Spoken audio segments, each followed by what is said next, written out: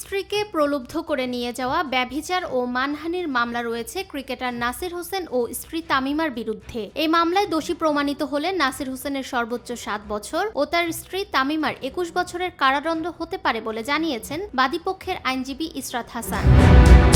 বুধবার ঢাকার অতিরিক্ত চিফ মেট্রোপলিটন ম্যাজিস্ট্রেট জসিতা ইসলাম এ মামলার যুক্তিতর্ক শেষে রায়ের জন্য আগামী 10 জুন ধার্য করেন। এদিকে আসামি পক্ষের আইনজীবী আজিজুর রহমান দুলু দাবি করেন, মামলার অভিযোগ প্রমাণিত হয়নি। তার ভাষ্য, যথাযথভাবে তালাক সম্পন্ন হওয়ার পরই নাসির ও তামিমার বিয়ে হয়েছে। মূলত ক্রিকেটার নাসির হোসেনকে হয়রানি ও সম্মানহানির উদ্দেশ্যে এ মামলা করা হয়েছে।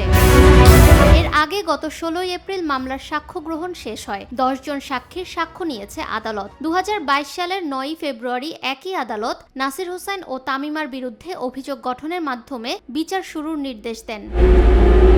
মামলার সূত্র অনুযায়ী 2021 সালের 24 ফেব্রুয়ারি তামিমার সাবেক স্বামী রাকিব হাসান ঢাকার মেট্রোপলিটন ম্যাজিস্ট্রেট আদালতে মামলাটি দায়ের করেন। অভিযোগে বলা হয় 2011 সালের 26 ফেব্রুয়ারি রাকিব ও তামিমার বিয়ে হয় এবং তাদের একটি কন্যা সন্তান রয়েছে। আইনি জটিলতা, পারিবারিক সম্পর্ক ও আলোচিত ব্যক্তিত্ব সব মিলিয়ে নাসির হোসেন ও তামিমাকে ঘিরে এই মামলাটি দীর্ঘদিন ধরেই ছিল আলোচনার কেন্দ্রবিন্দুতে। আগামী 10 জুন আদালতের রায়ে মামলার চূড়ান্ত নিষ্পত্তি হবে। এখন রায়ের দিকেই তাকিয়ে রয়েছে ক্রীড়াঙ্গন সহ সাধারণ মানুষ।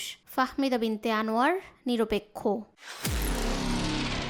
নিরপেক্ষ, সত্য প্রকাশে আপোষহীন।